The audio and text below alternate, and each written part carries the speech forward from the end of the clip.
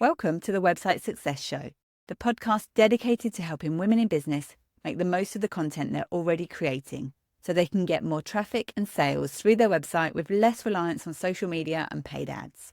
I'm Jules White, the founder of the Website Success Hub, and I love helping course creators, podcasters, and business owners make more money through their existing website. If you have a business you love but you don't love the way your website performs, then this is the show for you. So I wanted to talk today about website migrations, because this is a conversation that comes up regularly, actually, quite often in DMs, where I'll be having a little chat with somebody and they'll say, yeah, I'm getting a new website built, or I'm going to move my website, or I'm changing my website.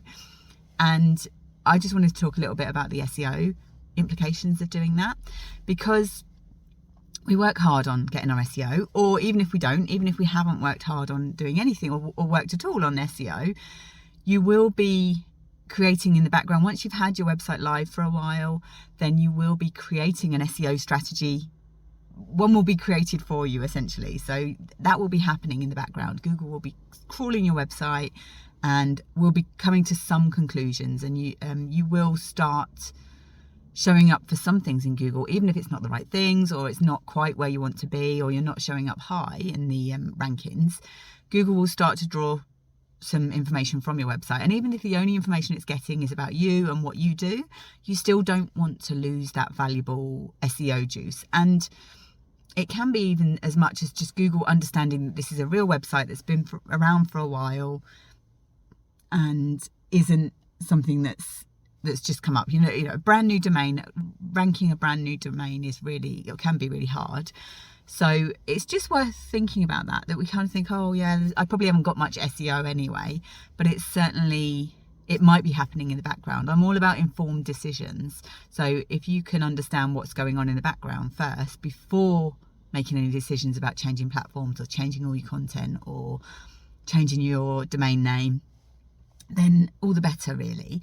So I've had a couple of clients this week. I've had one client that we did a power hour together. She had created a new website in FBA Create, and she's done an amazing job. It looks beautiful, and she's done it all herself. And she just got to a point where she then migrated over. So she had both websites running for a little while, and then she moved her domain name over to FBA Create.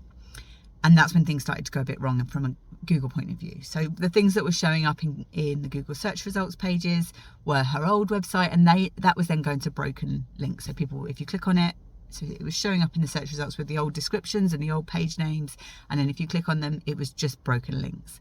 Unfortunately, it was only a month ago that she had actually done this, so there was still time to recover it without losing too much of her SEO juice and too much of her domain authority in Google's eyes.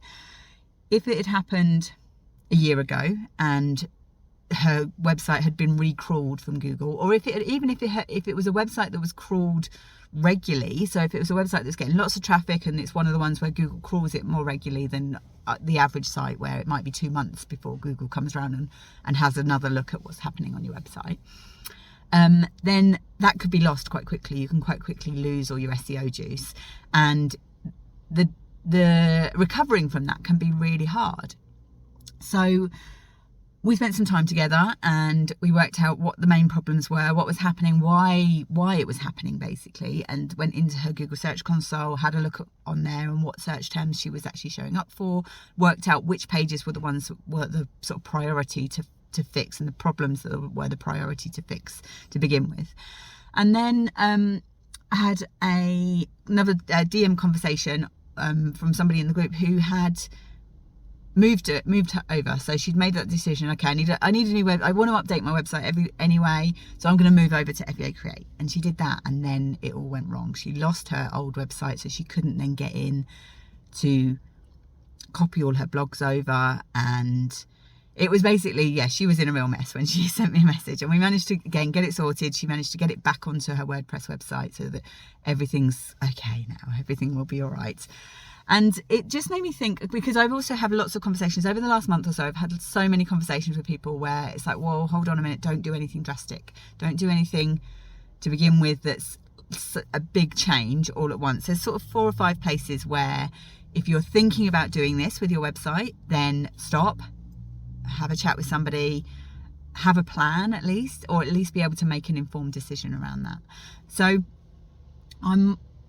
as you probably know, I'm all one for, you probably don't need a whole new website. So we kind of think like, oh, spring clean, I'm just going to start again. And we love that. We love that feeling of everything fresh and new.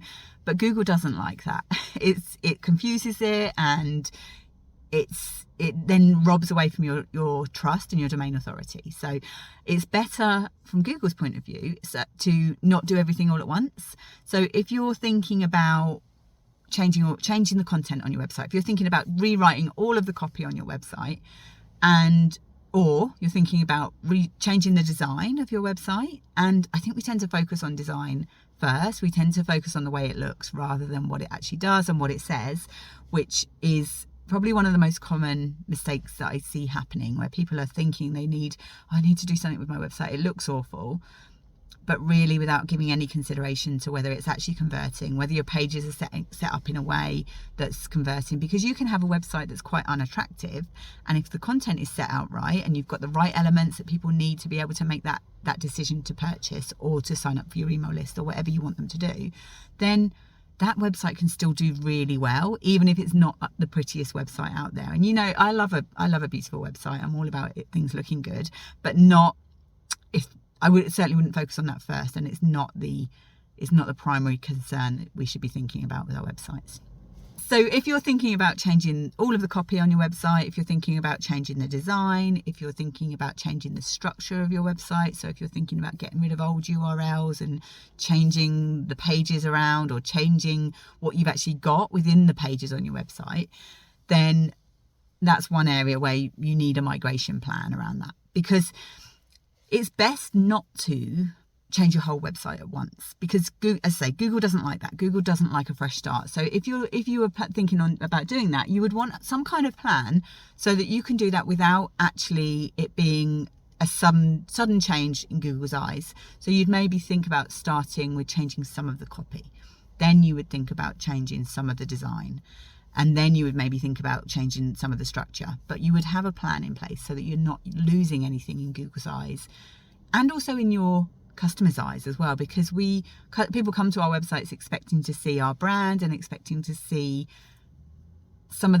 there's kind of a standard layout for websites that people expect, and we tend to think we need to be a little bit clever with it or just do something a bit different. But actually, from a user's point of view, it's a bit jarring, and we know what we expect when we go to a website, and we need to make sure that we're actually providing that for our clients as well. So that's the first one. So if you're changing lots of your website's content, structure, or copy or design, then you need a migration plan. If you're changing hosting providers, you need a migration plan, because by changing hosting providers, that can then affect your URLs, but it probably wouldn't as much as if you were changing domains, but it can still affect what happens with your website. It's just good to have a plan around that. And changing hosting providers can be if you've got a WordPress site and you're moving from one host to another, or if you've got a WordPress site and you're moving to FEA Create. So not only then are you changing the structure of your website and changing the website builder, you're also changing hosting providers then as well. So that's like a double whammy. Then you've got, if you are changing domain names, this is a big one, because if you're changing domain names, you need a plan for all of those old URLs on your old website and how you're going to handle redirecting those. And that's something that can take months to plan. And we may think that we've only got 10 pages on our website, but there will be images, there will be, infographics, there will be backlinks, there will be so much stuff going on in the background that you don't necessarily know about, that you could lose a really valuable backlink just without realizing that it actually even exists. So I would definitely say with that, you need to have a plan, need a migration plan for that as well. And then if you're changing website builders as well, this is a big one, because this essentially, you might think that you're recreating your website in one place, and so say you've got a WordPress website, you're recreating that in FEA Create. And I've done that quite a few times for clients. But it might look pretty much the same, but the back-end structure of that website is going to be completely different. It's different code, it's different elements that Google will actually read. So it's really important to make sure that is part of, that's why you need a migration plan for that, basically. And the thing is, if you get all of these things in together. So if you're changing your content, so you want a whole new website, and while I'm doing that, I'm also going to move providers. I'm going to move from WordPress to FBA Create or FG Funnels or whatever. I'm going to move from Wix to WordPress or Wix to Squarespace or whatever. And then then you might also have the changing hosting providers thrown in the mix there as well in the background going on and not realize it. And then if you're also changing domain names as well, then that basically you're starting from scratch. So you might think, okay, I'm not going to worry about my SEO juice, but it can be really valuable. So I think we can undervalue how much has already happened, especially if you've had a website for longer than 2 years. Even if you haven't had it longer than 2 years, I created a new page on my new domain for the SEO for podcast workshop, and within a week I had actually had a click from Google. So it's something that, yes, SEO is a longer term plan, but you can get results quite quickly. And as soon as you start building that domain authority, which having the age of domain can make a big difference. So I would just be aware of that, of just, as I say, this is all about making informed decisions, really. So all that to say, it's just basically worth having some kind of plan. So if you're thinking about anything like this, what I can do to help with that is I do power hours. So you could spend some time with me and we could just look at what's happening, look at what your plan is for what you want to do, or look at what you might not even have a plan, look at what you're trying to achieve and work out the best way for you to move forward with that. So you can understand, okay, what's the next steps that I need to do? What are the things I need to be aware of? How do I even understand what's happening with Google? How do I know what I'm showing up for, what I'm not? Why am I showing up? Why am I not? So yeah, that's something that I can offer, and I hope it's helpful in terms of just some of the things you need to consider. But if you do need some help, then you can head to my website and book a power hour, or let me know, drop me a DM or send a message. It's, as I say, I would end this with that reassurance that you probably don't need a whole new website. There will be things there that we can use and we can preserve to make sure that you're not starting from scratch again. So I hope you have a lovely day, and I'll see you soon.